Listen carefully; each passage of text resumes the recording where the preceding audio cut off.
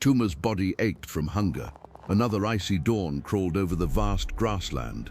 It had been 3 long days since his clan tasted meat. Every cloud in the sky pressed down heavier than his empty belly. Mara, his sister, clung to their mother, silent and weak. Kippo, the youngest, coughed quietly. Last night, a hyena's shrill laughter haunted Tuma's dreams. Fear was everywhere. It was like the world knew how desperate they were. The wild wind carried scents, dust, dry grass, and faint hope. Elder Kapu, hunched and wise, drew mysterious patterns in the dirt with a blackened stick. Fear keeps us alive, his cracked voice whispered, but hunger will destroy us if we don't act. Toma watched their faces in the pale light. Doubt and determination twisted inside each of them. Saber-toothed cats prowled by the river. Gigantic ancient birds, the towering ostriches, raced across the savannah, their beaks sharp as spears, legs swinging like hammers. The waterhole shrunk day by day. Fish retreated into the muck and weeds. Would they be next? Would Kippo survive if the dry season lasted longer? Every sunrise, Toma crept to the edge of their rocky shelter, searching for anything. Broken bushes, strange tracks, animal scents. Kapu joined him, slow but sharp-eyed. Look for food, not fights, Kapu insisted. But every shadow felt dangerous. Every promise was also a threat. Early that day, Toma finally spotted movement. A titanic ostrich, taller than any man, striding through grass behind it. A dark shape followed, almost blending into the shadows. It was the dreaded giant leopard, a beast so large and powerful that even saber-toothed cats kept their distance. Toma's pulse raced. This is our chance, he thought, or our doom. Kapu gathered the small group, Mara, with her stick hardened in fire, Kippo clutching a jagged stone, Toma clutching his own first tool, shaped by hours of trial and error, nerves alive with excitement and dread. We hunt today, we succeed, or we die. Stay low, work together, and never turn your back on the savage leopard. The heat of noon weighed heavy as they followed the ostrich and leopard along the creek. Toma studied their movements. The ostrich pecked for roots, its feathers catching sunlight. The leopard hunted for weakness, eyes burning amber, waiting to strike at stragglers or careless prey. Suddenly, the giant ostrich bolted upright. Its call, half roar, half screech, shook the grassland. Toma saw the leopard launch forward, muscles rippling, claws flashing. The birds kicked with strength that could break bones. The leopard dodged, fast and deadly. The clan froze, watching a battle older than words, predator versus prey, survival's harsh theater.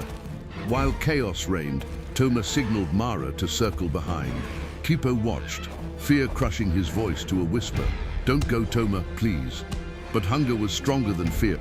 Toma crept through thorny bushes, heart hammering. He inched closer to the ostrich, which now limped from a deep claw wound. Kapu moved the others into position, sticks ready. Mara waited for Toma's signal, her eyes wide with terror but blazing with courage. The leopard pounced again, sinking fangs into feathers. The ostrich flailed wildly, sending dust and grass flying. As the great bird stumbled, Toma seized his moment. He darted forward, hurling his stone at the leopard's flank. The beast roared, a sound like thunder. For a breathless moment, Toma thought he'd made a fatal mistake. The leopard spun toward him, amber eyes furious. Toma froze, clutching his stick, trying to look bigger than he felt. The ostrich crashed onto its side, breathing heavily, blood staining the earth. Kapu shouted, flailing his burning branch at the leopard. Flames licked the air. The enormous cat hesitated, then turned back, torn between the easy meat and the wild, desperate people. Toma stepped forward, yelling, "Go, leave us," every fiber in his body burning with fear.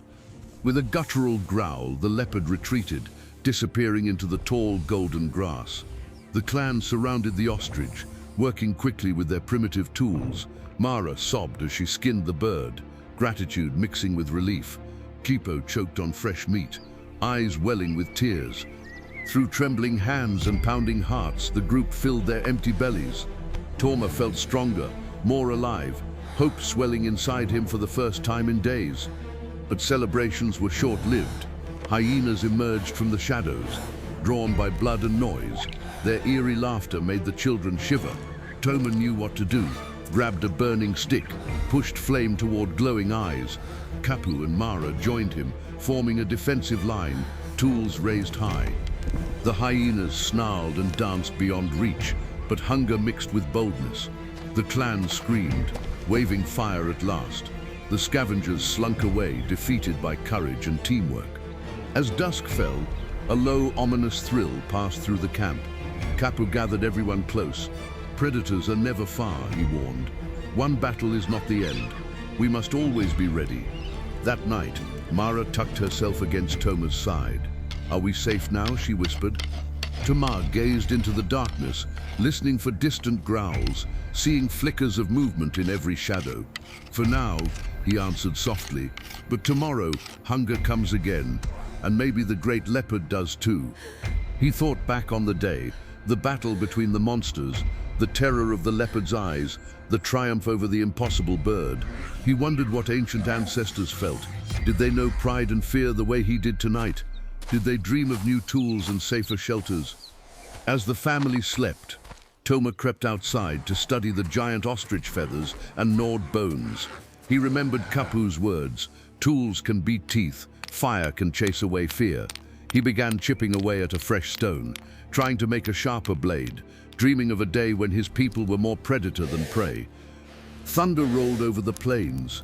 Toma stared into the night, imagining giant leopards stalking through grass older than memory, fierce birds running across endless savannas. The story would never really end, even as hunger faded. Fear always returned. But tonight, under a sky full of stars, Toma finally understood what it meant to fight for survival, side by side with his kin. The taste of victory and the promise of another sun-filled morning was enough. Tomorrow the world would be wild again. But Toma walked back to his sleeping clan, stone tool in hand and courage growing in his heart. The battle would always return, but so would hope. And somewhere out in the tall golden grass, the giant leopard watched, waiting for its chance. Toma smiled at the darkness. Let it come.